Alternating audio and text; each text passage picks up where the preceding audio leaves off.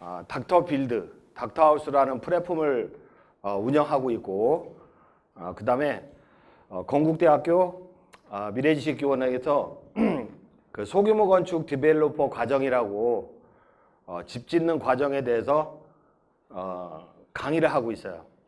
주임 교수로 강의하고 있는데 그 3월 초에 오픈을 합니다. 집 짓다 10년 늙는 이유가 뭐냐? 첫 번째 이유는 소규모 건축에 있어서는 그 조언자가 없어요.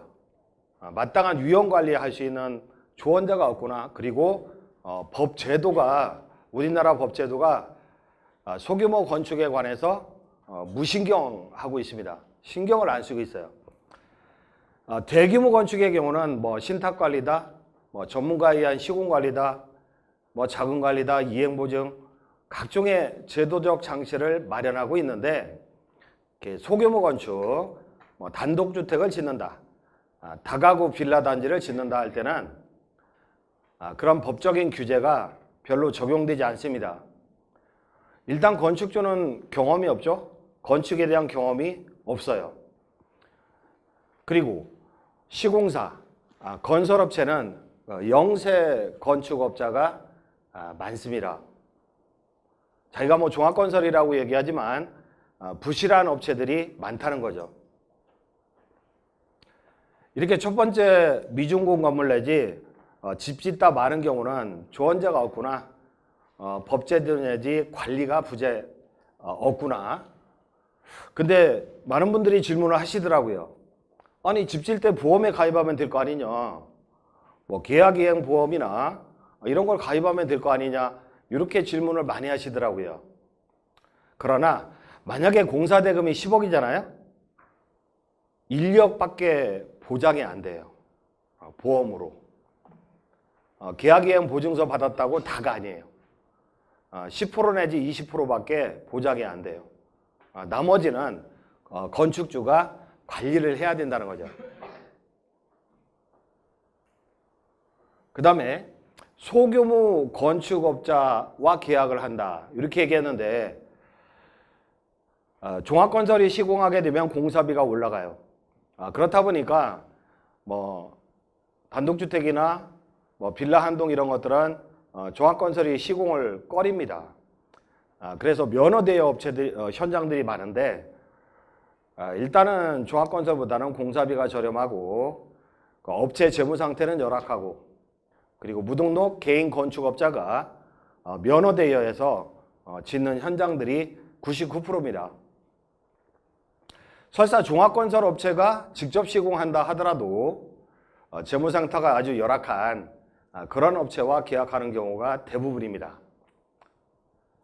종합건설이 아니면서 명함만 종합건설인 경우가 있고, 공제 공탁금이 압류 조치돼서 공제증서 발행 능력도 안 되는 그런 업체도 있고요. 이렇게 부실한 업체와 공사 도급 계약을 체결하는 것이 현실이기 때문에 미준공 건물이 많이 발생한다는 거죠. 만약에 1, 20% 보험으로 보장되는 게 아니라 100% 보장되는 그런 상품은 없대요, 이렇게 또 많이 물어보시더라고요. 보통 종합건설에서 건설공제조합에 금 4억 원을 공탁하고 보증서를 발행하죠. 1, 20% 보장되는. 근데 100% 보장된다고요? 그럼 한 50억 원 공탁해야 돼. 그래야 100% 보장받는 그런 보증서를 받을 수 있는데, 50억을 공탁할 수 있는 그러한 건설업체가 단독주택이나 빌라를 지어줄 일은 만무하겠죠.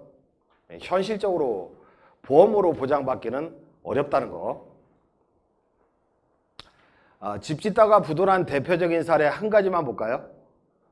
집 짓다가 부도난 대표적인 사례 한 가지만 보면, 중랑구 면목동에 있는 다가구 주택인데 유치권 행사하고 있습니다.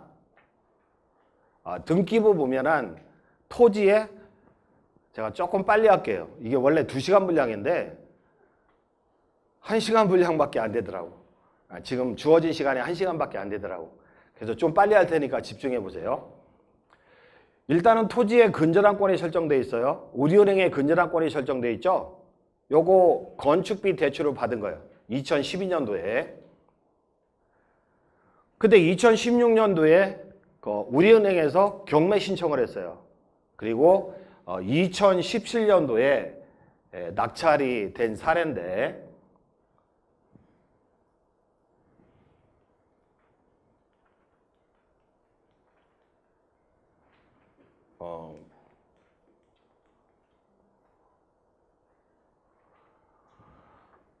유치권 신고가 되어 있습니다. 현재는 1억 5천에 공사대금 채권에 의해서 유치권 신고가 되어 있어요. 추정 히스토리가 있어요. 추정 히스토리. 근데 추정 히스토리를 제가 적어서 건국대학교 부동산대학원에서 강의를 했는데 수업을 듣던 분이 이걸 낙찰받은 거야. 낙찰받아서 한 5억 벌었더라고요. 근데 제가 추정한 히스토리하고 똑같더라고요. 나중에 알아보니까. 그러니까 2012년 9월에 우리은행으로부터 건축비 대출을 받은 거죠. 토지저당권 설정해서. 근데 우리은행은 담보가치 이상을 대출합니까? 안 해요. 그러니까 건축비 100%를 대출을 못 받는다는 거죠. 우리은행이나 신한은행이나 기업은행이나 다 건축비 대출을 취급하고 있는데 100% 대출 안 해줘요. 그러다 보니까 일부 금액은 뭐 건축 허가나 철거 관련 비용으로 사용하고 나머지는 공사업체에게 지불하는데, 건축비의 50%는 기성구에 따라 지불하고 나머지 건축비의 50%는 준공 후 지불한다. 그러니까 일부 외상공사죠. 현실에 있어서 일부 외상공사를 하는 경우가 많습니다. 공사비가 부족하니까 몇 억은 외상으로 해줄 테니까 나한테 맡겨라. 내가 나중에 전세금으로 빼갈게. 아니면 건물까지 지어지니까 건물까지 저당권 설정해서 빼갈게. 이런 식으로 약정하는 경우가 상당히 많습니다. 그런데요, 이 건설회사는 받은 공사 대금의 상당액을 유용합니다. 다른 데 쓴다는 거죠. 우리 현장에 투입하는 게 아니라 거의 모든 소규모 건설업체에서는 계약금부터 유용합니다. 만약에 공사 대금이 10억이다. 그래서 1억을 줬다? 1억 다른 데 써요. 그리고 하도급을 내릴 때는 외상 하도급을 내리죠. 하도급 업체들 세팅할 때 계약금만 주고 나머지는 준공 후 가져가라.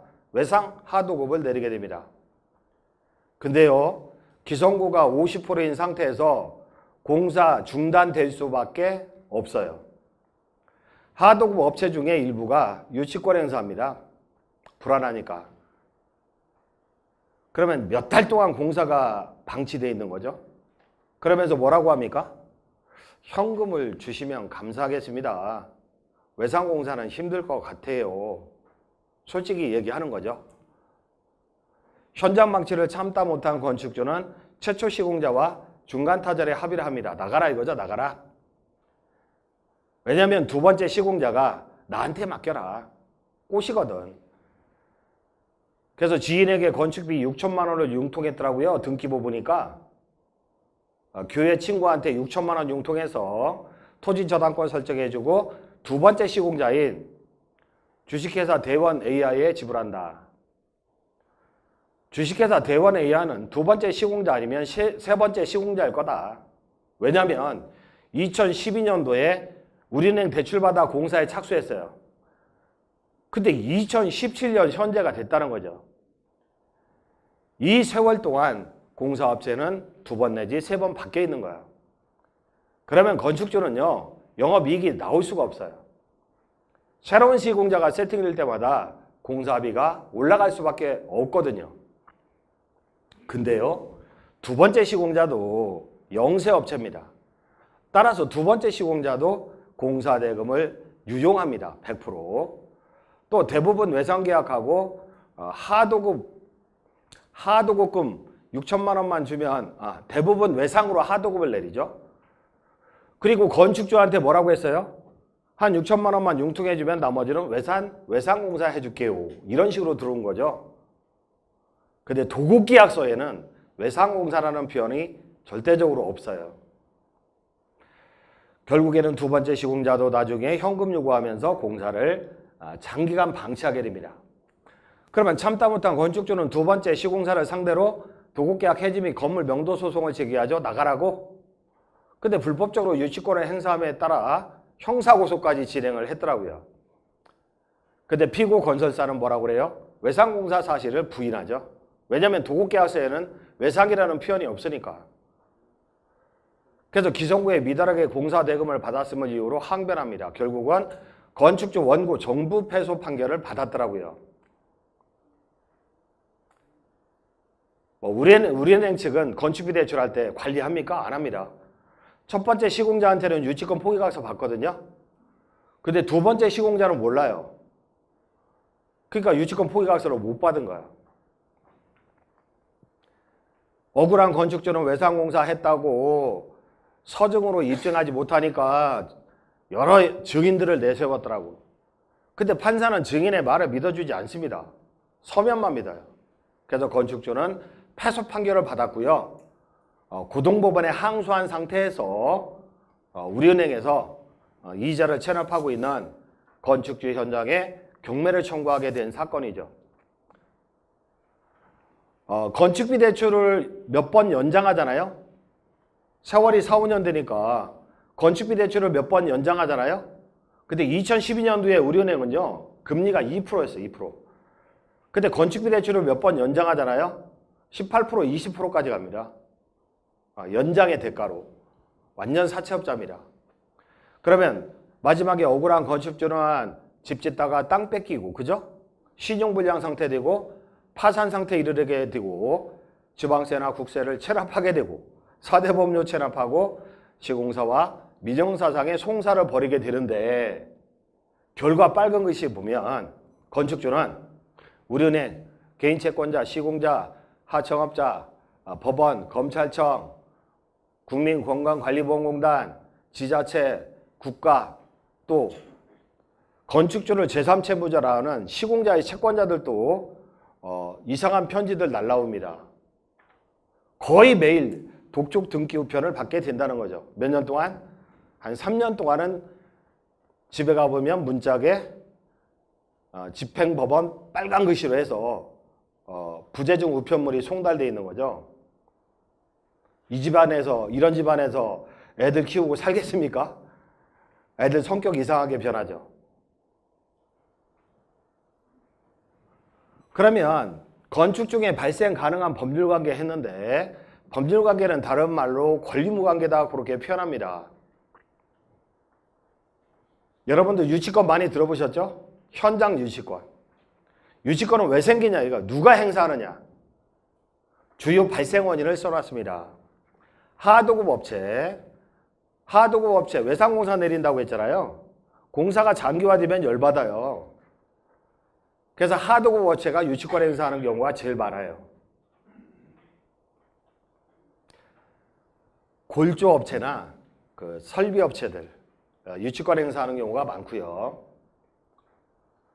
그 다음에 두 번째로 건축주와 시공사 간의 일부 외상공사를 약정해서, 근데 도급계약서에는 외상이라는 표현을 기재하지 않아요. 근데 나중에 결과적으로 장기간 현장을 방치하고 있다가 유치권 행사하죠. 현금 달라고. 그 다음에 노무자들 있잖아요. 노무자들. 그 노무자들 인건비도 열받습니다. 그러니까 빨개 벗고 돌아다니고 있어요. 유치권 행사하면서. 미치는 거죠. 그러면 유치권 행사를 막으려면 어떻게 돼? 예방책. 아래쪽에 써놨죠? 예방책. 공사대금의 흐름을 관리해야 된다. 자, 공사대금을 시공사한테 지불합니다. 그럼 시공사는 하도급 업체들한테 주죠. 하도급 업체들은 인건비나 자재비로 쓰죠. 근데 건축을 한두 번 해보시는 여러분들이 이 공사대금의 흐름을 통제 관리할 수 있겠습니까? 그냥 믿고 시공사한테 주는 거지. 근데 시공사한테 주잖아요. 거의 유용합니다. 그래서 우리는 공사 종류별로 하도급 업체별로 공사 견적서대로 직불해야 됩니다. 다만 하도급 업체 직불 계약서 도장 찍어주면 돼요? 안 돼요. 계약서에 도장 찍어주면 안 돼. 그거 들고 우리 집 압류치거든. 따라서 직불은 하되 직불 계약서 써주면 안 돼요. 직불은 하되 직불 계약서 써주면 안 돼요. 근데요, 직불을 하잖아요. 예컨대 골주업자한테 1억 원을 직불했어요. 그러면 시공자는 골주업자한테 4천만 원 꿔달라고 그래요. 리턴 받는단 말이야. 리턴. 그런 조건으로 골주업체를 세팅하거든. 그러면 나중에 골주업체는 열받아서 유치권 행사한다니까요. 따라서 견적세대로 제대로 직불을 해야 돼요. 그리고요, 이 보험에 가입했다 하더라도 공사대금의 1, 20%밖에 보장이 안 되잖아요. 그럼 그 이상 지불할 때는 어떻게 돼? 그 이상 지불할 때는 기성고 평가해서 기성고대로 지불해야 되는데 기성고 전부 주면 안 돼요. 하자가 있을 수 있거든요. 그리고 중간 타절하게 되면 손해보잖아. 따라서 기성고보다 15% 깎은 그러한 기성고를 지불하기로 약정을 해야 됩니다. 그 다음에 시공사나 하도급 업체들 전부 유치권 포기각서를 받아야 되고요. 근데 유치권 포기각서를 받아봤자 유치권을 행사하는데 어디서 갈까요, 이거? 유치권 포기각서 인감첨부해서 받았어요. 근데 유치권 행사하는데 어디서 갈까요, 이거? 그러면 명도소송해야죠. 한 3년 동안 확정 판결 받아서 강제 집행해야죠. 그럼 3년 방치해야 되잖아. 따라서 제가 그 신탁회사에 근무하는 대규모 현장을 관리하는 그 신탁회사나 건설사 친구들한테 야, 유치권 행사하면 어떡할 건데? 명도소송해야지. 명도소송해야지. 이러더라고요. 따라서 현실적으로 명도소송은요, 망하라 소리입니다. 재판을 3년 한다는 거는. 따라서 사전에 재판 없이 강제 집행할 수 있는 강제 집행력을 사전에 확보를 해야 됩니다. 이게 설계 도면 가지고 하는 재소전화야거든요. 그 다음에 가압류 들어와. 가압류 들으면 현장이 정지됩니다. 자, 주요 발생 원인을 보면 시공사, 나중에 외상공사 사실은 부인하죠. 공사 도급계약서에 도장 찍어줬죠. 우리 토지 및 우리 집안의 유체동산까지 가압류 들어와요. 인간도 아닙니다. 제가 건축을 15년 전부터 했는데 대리인한테 도장을 줬어요. 바쁘니까 현장 많고 도장을 줬는데 그 대리인이 하도급 업자한테 막 찍어준 거야. 도장을. 내 허락도 없이.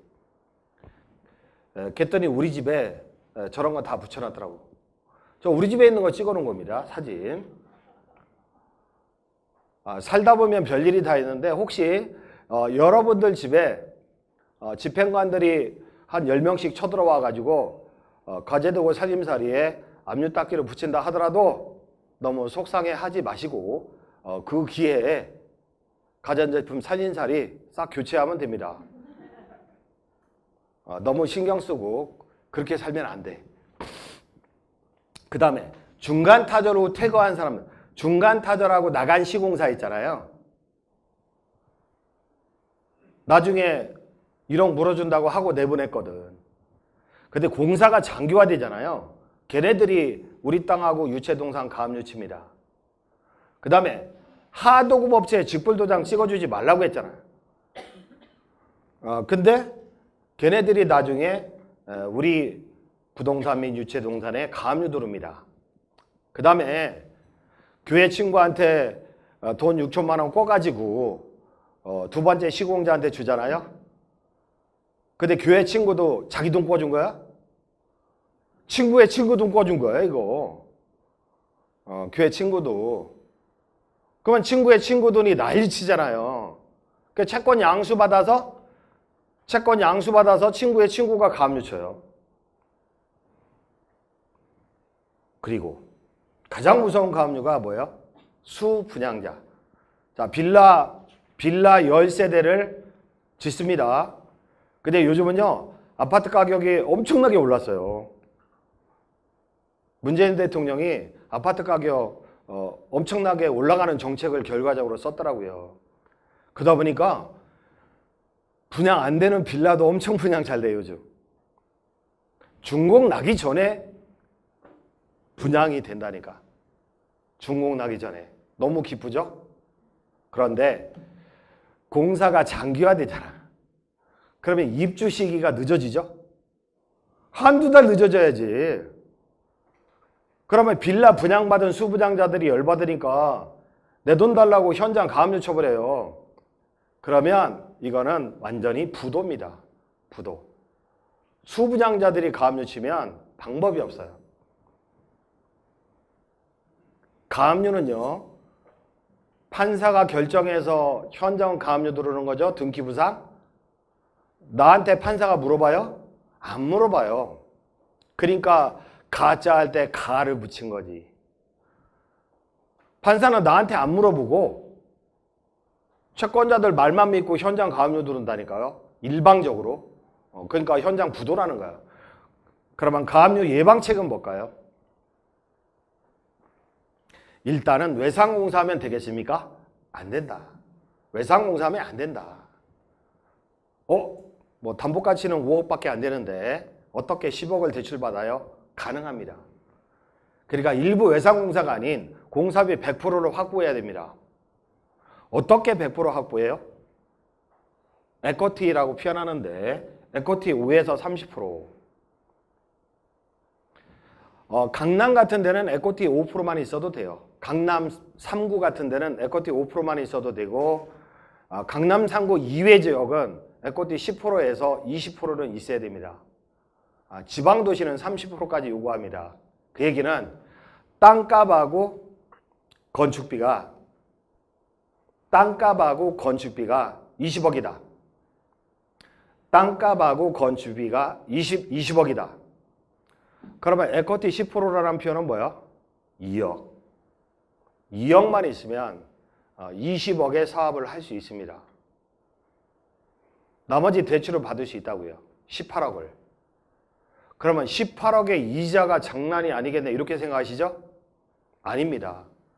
우리은행, 신한은행, 하나은행에서 건축비 대출하는 거는 일시불 대출이 많거든요. 일시불. 근데요, 저축은행이나 신협은 금리 4%밖에 안 하잖아요. 신협이나 심지어는 P2P 업체까지도 이용하는데 그런 데는 마이너스 대출합니다. 기성고 올라갔을 때 그만큼 대출한다고요. 마이너스 대출. 일시불 대출이 아니라. 그러다 보니까 신협에서 금리 4%다. 저축은행에서 금리 7%다 하더라도 그게 과한 거는 아니라고. 네? 질문은 끝나고 진도 나가야 돼. 진도. 현재로는 지역에 따라 틀려요. 지역에 따라 물건에 따라 틀려요. 그게. 그래서 공사대금 100%로 확보해야 된다. 그 다음에 직불 요청서엔 직불을 하되 직불 계약서에 도장 찍어주지 말 것. 그 다음에 초기에 민사신탁고 공사 착수해라. 준공 일정 철저히 관리해야 된다. 10% 공정 지연한다. 내보내라. 퇴거약정 강제 집행령 확보해야 된다. 자 보시면 대규모 아파트를 시공한다. 아파트 1000세대를 시공한다. 그러면 무궁화 신탁이다, KB 신탁이다, 아시아 신탁이다 이런 데서 신탁 관리하죠. 그죠? 만약에 그 땅이 신탁이 되어 있다면 가압류가 들어올 수 있어 없어? 없어요. 못 들어와요. 그래서 신탁은요 방어벽이라고. 초기에 신탁으로 들어가야 돼요. 근데 내 땅 70평, 80평, 100평 가지고 소규모 건축을 하는데 아시아 신탁, 무궁화 신탁에서 신탁을 받아줘요? 안 받아줘요. 왜? 돈이 안 되니까. 큰 건 하기도 바빠 죽겠는데 소규모 건축하는데 신탁관리 해주세요 하면은 해주냐고. 안 해주잖아요. 안 해주잖아. 그냥 일반 저당권을 설정한단 말이에요. 그러면 일반 저당권을 설정하게 되면 후순위 가압류들이 들어오잖아요. 후순위 가압류들이. 따라서 신탁 관리해야 되는데 그 민사신탁이라는 제도를 이용하면 가능합니다. 소규모 현장도 가능합니다. 찾아보시고 그 다음에 저당권 설정되는데 저당권의 발생 원인은 금융권에 의한 공사대금 대출이 있어요. 토지저당권 설정하죠. 그 다음에 공사대금 지인한테 돈을 꿨다 할 때도 저당권 설정해달라고 요구해요. 그 다음에 대부업체에 의한 공사대금 대출, 토지저당권, 그리고 미중공 건물에 대한 시샘말로 대이등 끼친다고 표현하는데 촉탁등기입니다. 따라서 1순위 저당권을 취득하게 되는데 공사하다가 중간에 서요. 그러면 공사비 꿔줄 데가 없어. 추가 공사비를 꿔줄 데가 없어요. 왜냐하면 무슨 이해관계인이 있는 줄 알아? 어떤 도장을 남발했는지 모르기 때문에 추가로 공사비 꿔줄 데가 없단 말이에요. 그러다 보니까 사채를 많이 이용하거든요. 그러면 사채업자는 토지의 후순위 저당권 설정합니다. 그리고 미중공 건물에 보존 등기를 해가지고 거기에 1순위 저당권을 취득합니다. 사채업자는.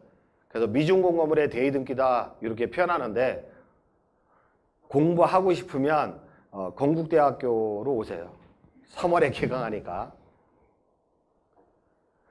자, 이런 저당권은 바람직하지 않습니다. 어쨌거나 토지나 건물의 저당권 설정해서 건축하는 것은 절대적으로 바람직하지 않습니다. 왜요? 후순위, 압류, 가처분 별게 다 들어와. 부장이 안 돼 그러면. 빌라 부장이 안 돼. 어떻게 해야 돼요? 방법은 담보신탁부 대출하고 민사신탁입니다. 자, 일단은 신협에서 대출을 한다. 자, 신협에서 아무리 소규모 대출이라 하더라도 모아서, 자, 신협이 한 현장에 5억씩 대출해요. 그러면 10개 현장이면 50억 대출하는 거죠. 10개 현장이면. 그러면 신탁 거래를 틀 수 있겠죠. 신탁회사에서 해준다고. 신한은행, 우리은행, 하나은행에서 하면 신탁회사에서 안 해줘요. 근데 신협이 야, 내가 10개 이상 1년에 50개, 100개 갖다 줄게. 그러면 신탁회사에서 신탁 거래를 터준다고. 따라서 신협이든 저축은행을 이용하게 되면 담보신탁부 대출을 받을 수 있는데요. 그렇게 되면 후순위 가압류가 못 들어와요. 그 다음에 신협이나 저축은행이나 이런 데도 막 저당권 설정하는 데도 있어요. 은행마다 틀려, 지점마다 틀리고. 이런 경우는 우리가 민사신탁을 이용하는 게 바람직하다. 내가 우리 어머니 이름으로 신탁해 놓는다고. 그러면 그 이후에 압류, 가압류가 못 들어와요. 그 다음에 공사대금의 유용, 횡령입니다. 횡령. 소규모 건설업체는요. 소규모 건설업체는 자, 공사비 10억 중에서 초기 자재비도 들어가고 하니까 2억을 주잖아요. 자, 공사업자한테 2억을 주잖아요. 그러면 그 친구는요. 한 4천만 원 외상공사 다 세팅하고요. 계약금 주죠. 하도급업체한테. 그리고 나머지는 1억 6천은 지가 씁니다. 다른 현장에 물려있는데 투입한다든지 자기가 유용을 한다고요. 여기도 시공업체 계시죠. 물론 훌륭한 시공업체도 있는데 90%의 시공업체는 우리와 유전자 구조가 틀립니다. 내 DNA 구조가 틀리기 때문에 무조건 유용한다. 자, 시공자를 믿고 계약금이나 기성금을 지불한다. 그럼 시공자는 그 공사대금을 유용합니다. 그 다음에 시공자 하도급 업체를 믿고 공사대금을 직불해요. 내가 골조업자한테 직불했어. 그러면 건설사는 골조업자한테 리턴을 받습니다. 그 조건으로 골조 용역을 준 거거든. 시공자 공사비 일부 환수. 그 다음에 참고상으로 토지 저당권이 있는 상태에서는 하도급 업체나 수분영자 등 이해관계 내 압류, 가압류 여지가 있다고 했죠. 그래서 최근에도 세종시에서 29세대를 분양했는데 29세대 분양했는데 초기에 다 완판을 쳤어요. 완판. 진짜 분양 잘 됐는데 결과적으로는 망했습니다. 망했습니다. 최근에 양평에서 한옥마을을 조성했거든요. 한옥마을 조성해가지고 샘플 주택을 주택 전시관에 전시해놓고 막 그러니까 사람들이 신기한 거야. 한옥이 젖어 있는 거야. 주택 전시관에. 그러니까 한 달 만에 분양 완판 끝냈어요. 결과적으로 그 업체는 망했습니다. 아니 분양을 다 해놓고 왜 망하는 거야? 시공자한테 땅을 뺏긴 거야. 공사를 멈춰. 계속 딜레이 시켜. 왜냐면 공사 대금을 지가 다른 데 유용했거든. 그러다 보니까 공사 진척도가 늦어지고 결국은 서 있어요. 건축주가 막 열받아가지고 왜 공사 안 하시냐고 그랬더니 양평권은 뭐라고 해요? 내가 땅값 쳐줄 테니까 나가시라고. 나가시라고. 내가 인수해서 할 거라고. 세종시 거는 뭐야? 결국에는 수분양자들이 일제히 다 압류 들어왔어요. 소송을 제기했어요. 너 때문에 압류됐다고. 네가 공사를 연기시키고 딜레이 시키는 바람에 그리고 추가 공사비 요구하는 바람에 이렇게 됐다고. 소송해봤자 그 1000분의 1 지연 배상 있잖아요. 그것만 배상받아요. 쟤 때문에 내가 다 망했는데 그거는 특별손해라 해가지고 인정을 못 받습니다. 결국은 집 짓다가 전 재산 날려버린 거죠. 최근 사례도.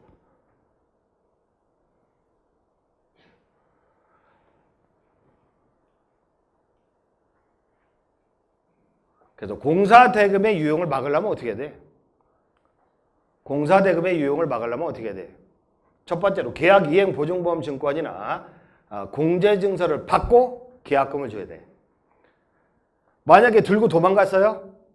그럼 보험금 타먹을 수 있어요. 자재값 달라고 그래요. 자재값, 선급금. 그러면 선급금 이행보증보험증권 받고 선급금을 줘야 돼요. 들고 도망가면 어떻게 해요? 그럼 보험금 타먹을 수 있어요. 근데 초과되는 부분에서 사고를 하죠. 그 다음에 하도급 업체들 세팅할 때 지 맘대로 하도급 업체와 계약하도록 내부로 두면 안 돼요. 하도급 업체 복수 데려와. 복수로 데려와. 그리고 최종적으로 내가 선택해야 돼. 그래야 지들끼리 짜고 리턴하는 걸 막을 수 있거든요. 그 다음에 견적의 적정성도 검토를 해야 돼요. 오바 견적 내가지고 리턴 받는 경우가 많거든. 그 다음에 모든 하도급 업체와 성실 서약서를 받고 유치권 포기각서 받고 강제집행력을 확보해야 돼. 소송 없이 집행할 수 있는. 자, 그 다음에 공사대금의 초과지급이 엄청 많습니다. 아니 내 눈으로 봤을 때 공정률이 30%밖에 안 되거든요. 내 눈으로 봤을 때 공정률이 30%밖에 안 되는데 돈은 10억 중에 5억이 나가는 것 같아. 초과지급이죠. 왜냐면 아니 2월 20일이 됐는데요. 왜 돈 안 주세요? 그러는 거야. 날짜가 됐는데 왜 돈 안 주세요? 그러는 거야. 왜냐면 도급계약서에 뭐라고 썼어요? 2018년 2월 30일 중도금 2억 원 지급, 2018년 3월 30일 2차 중도금 2억 원 지급, 뭐 이런 식으로 쓴단 말이야. 다 도급계약서를. 그러면 망합니다. 어떻게 써야 돼? 예방책 보시면 예방책. 자, 지불 날짜 이외에 플러스해서 기성률을 특정한 중도금 지급을 약정해야 된다. 뭔 소리냐? 예컨대 2018년 2월 30일 기성고 50% 달성 시 기성금의 40%까지 지불한다. 이렇게 써야 된다고. 이해돼요? 그래야 오바 지급하는 상태를 막을 수 있어요. 그 다음에 법정관리자 이외에 기성고를 판단할 수 있는 전문업체를 동원해야 됩니다. 기성고 판단 누가 하는 거예요? 내가 해? 나 못하잖아. 그럼 우리 법정 감리자가 해요? 안 해줘요. 별도 업체를 써야 돼. 돈 얼마 안 해요. 그렇게 기성고를 평가해야 돼. 제가 닥터필드잖아요. 거기서 합니다. 보시면 자, 준공기한의 연장. 자, 이거 문자 캡처해 놓은 거죠. 지금 10월 28일인데 조금 있으면 눈 와요. 외관도 조경도 첨부 사진 정도의 공정입니다. 빨리 좀 진행해 주세요. 시공자한테 보낸 거죠.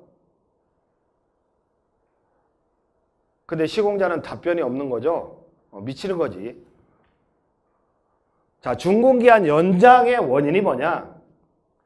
외상공사 후 현금 요구하는 과정에서 태업을 한다고, 태업.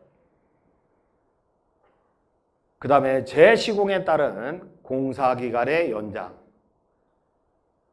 설계대로 시공 안 해놨다고. 그럼 뜯어가지고 다시 시공하려면 공사기간이 연장될 수밖에. 그 다음에 일정관리 부재에 따른 공사 중단기간의 발생.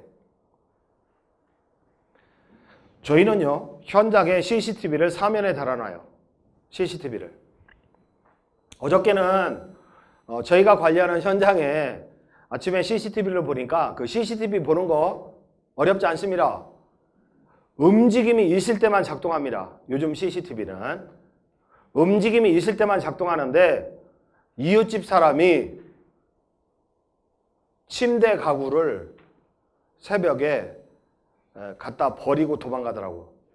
현장에.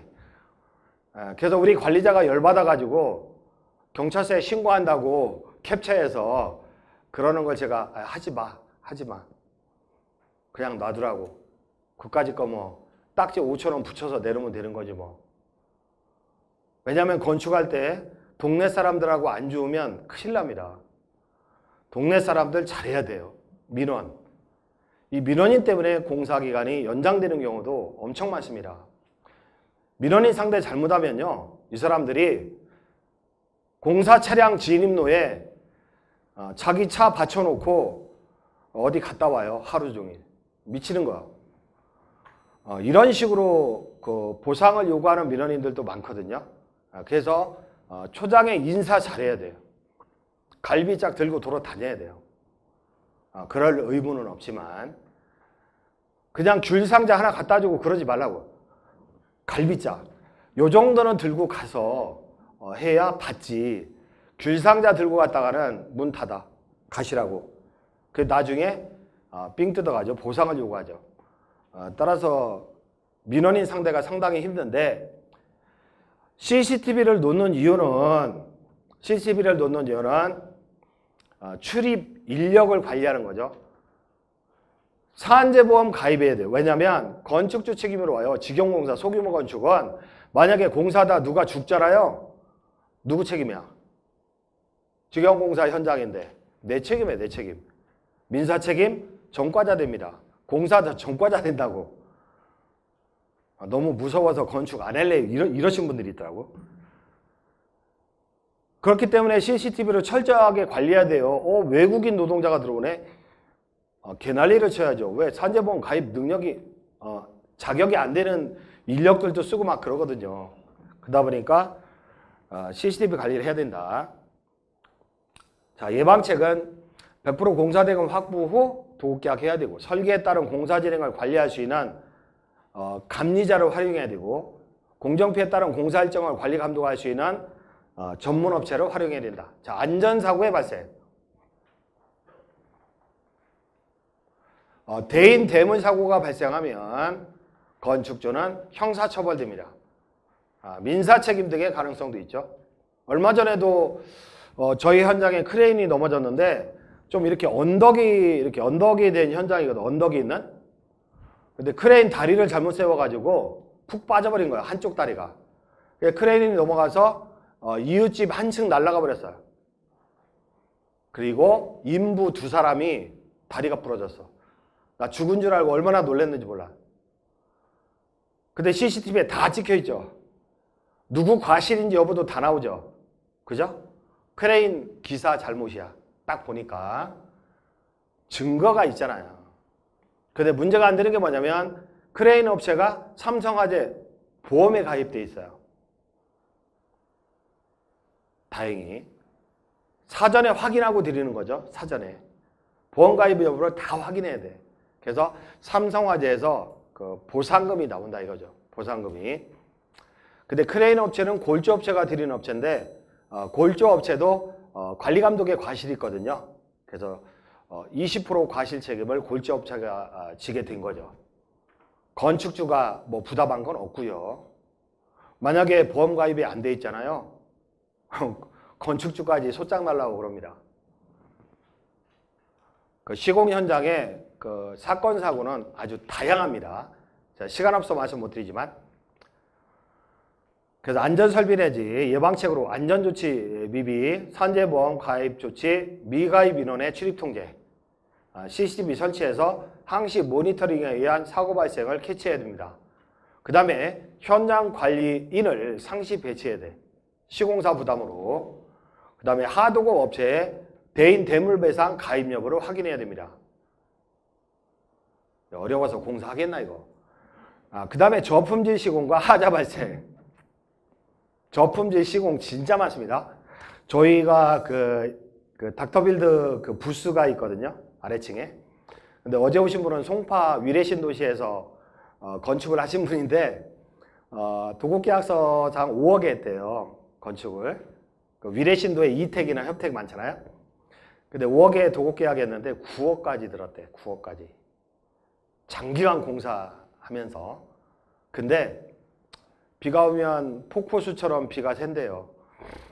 그 다음에 싱크대 한샘인 줄 알았더니 한샘 짝퉁이래요. 샤시도 마찬가지. KCC인 줄 알았더니 짝퉁이래. 하자담보 책임 물어보면 알거든요.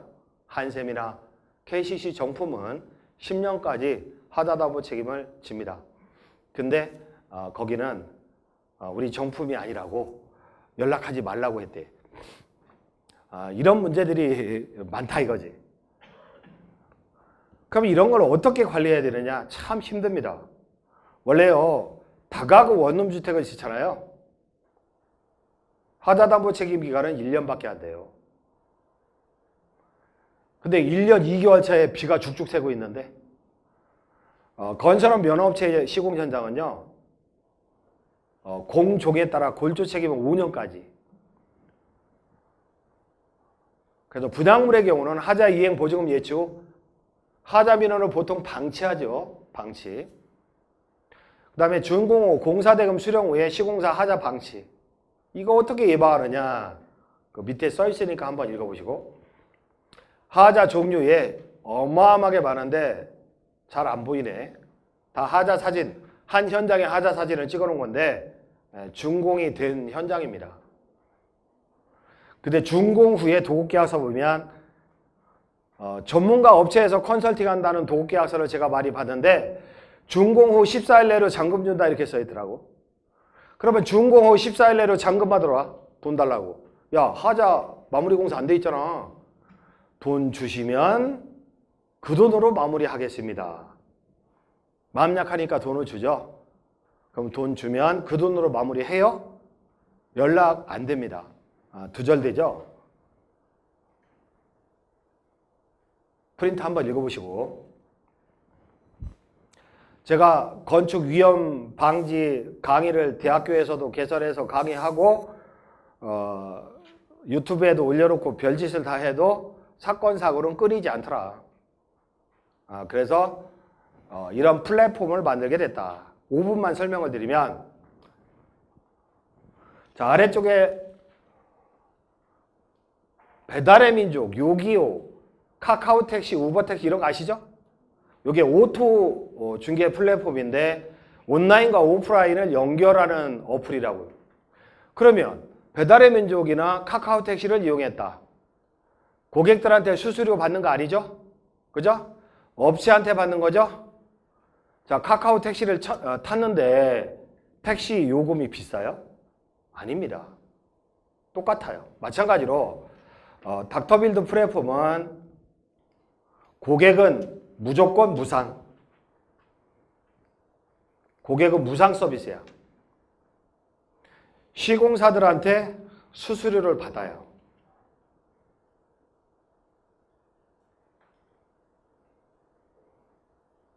그러면 시공사가 짜증나지 않냐? 자, 배달의 민족을 운영하면서 식당 업체들한테 수수료 받죠? 그 식당 업체들 짜증나잖아. 근데 우리가 시공사들한테 수수료를 받는다. 그럼 시공사가 짜증나죠. 그 어떻게 해야 돼요? 보통 소규모 건설회사들은 자재를 구입할 때 외상으로 돌립니다. 내가 그렇게 외상하지 말라고 해도 지들끼리 몰래 외상 돌리더라고. 그래서 우리는 현금으로 다량 구매, 공동 구매합니다. 자재를. 원래 제가 자재를 하다 보니까 그래도 공사비의 절반을 차지하는 자재값을 절감하죠. 원래 적정 공사비가 얼마 안 되거든요.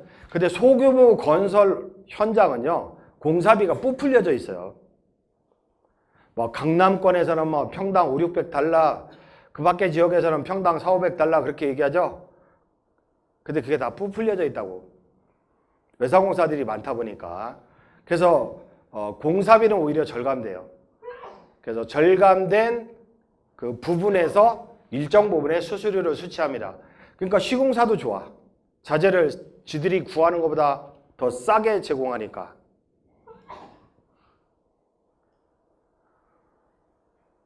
요거는요, 이제 건축주가 닥터빌드에 기획안을 요청하죠. 건축주가 닥터빌드에 기획안을 요청하면 저희는 몇십 페이지의 기획안을 3개 설계사무소가 작성해서 드립니다. 왜냐면 정형화된 토지는 괜찮은데 서울 시내의 땅 모양이 정사각형이 아닌 이상한 땅들 많죠. 서울 시내에. 그러면 A 설계업체에 의뢰하니까 용적률이 150% 나와. 150%. B 설계업체한테 의뢰하니까 용적률이 130% 나와. 근데 전문업체한테 의뢰하니까 199% 나와. 용적률이. 북쪽에 도로가 있어. 3m 도로야. 3m 도로. 근데 저희는요, 그걸 4m로 치거든요. 4m로. 어차피 50씩 뛸 거잖아요. 그래서 저희가 지역에 따라 구청 인허가 담당 공무원하고 엄청 싸워요. 이게 왜 4m지 3m냐고. 용적률의 차이가 엄청나거든요. 원룸 2개가 날아가 버려. 이렇게 어떠한 설계업체한테 의뢰하느냐에 따라서 한 층이 날아갈 수도 있고 한 층이 더 생길 수도 있단 말이에요. 따라서 저희는 3개 업체에 기획안을 받아요. 그러면 우리 도움하에 1개 업체를 선택하죠. 요거 마음에 든다. 디자인도 멋있고 용적률도 많이 나오고 모양도 괜찮다. 그러면 탈락한 2개 업체한테 50만 원씩 위로금 줘요. 기획안 3개를 받고 하나 선택하죠. 탈락한 2개 업체한테 50만 원씩 위로금 줘요.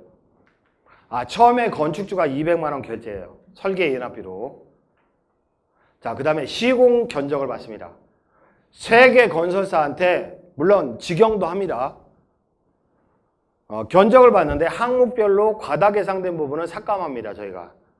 그래서 1개 시공사를 선택하죠. 그러면 탈락한 2개 업체한테 50만 원 위로금 줘요. 그렇게 200만 원을 사용합니다. 물론 설계업체나 선택당한 설계업체나 선택당한 시공자한테 1000만 원 깎아달라고 합니다. 200 주고 1000만 원 돌려받는 그런 식으로 세팅을 합니다. 그 다음이 더 중요하죠. 막 CCTV로 감시해야 되고 도급계약서 보니까 어디서 강의하는 도급계약서 보니까 2장이더라고. 저희는요 몇십 장, 한 5, 60페이지야. 도급계약서가. 국토교통부에서 제공하는 민간건설 표준도급계약서에 의하면 되지 않습니까? 국토교통부에서 제공하는 민간건설 표준도급계약서에 의해서 도장 찍잖아요. 그 순간 가불이 바뀌어요. 아마 시공업체 로비로 만들었나 봐. 그거는. 저희는 철저하게 건축주 입장에서 도급계약서를 다 수정해요. 수정해서 도급계약서를 작성하고 그 다음에 강제 집행력을 확보합니다. 저희 변호사들로 하여금 법원에 한번 왔다 갔다 하면 명도 소송 없이 유사시에 끄집어낼 수 있는 강제 집행력을 다 확보합니다. 하도급 업체까지. 그 다음에 기성관리를 철저히 해서 그 15% 미만에서 지불을 합니다. 근데요, 준공 후 분양, 저희가 현재 분양 현장이 많거든요. 분양 대행 사업도 합니다. 워낙 광고력이 있다 보니까 저희가. 근데 착공부터 뭐 기획부터 준공 후 분양까지 저희가 하는데, 아니 그래도 시공사가 갑자기 부도나고 망하면 어떡하냐. 시공사가 갑자기 망하고 부도나면 어떡하냐. 그런 경우 대규모 아파트 공사를 한다 할 때는 누가 끌어가요? 대한주택보증, 대주부에서 끌어가죠. 마찬가지로 만약에 시공사가 부도가 났다? 에이, 재무제표를 봐도 전년도 재무제표잖아요. 공신력 떨어져요.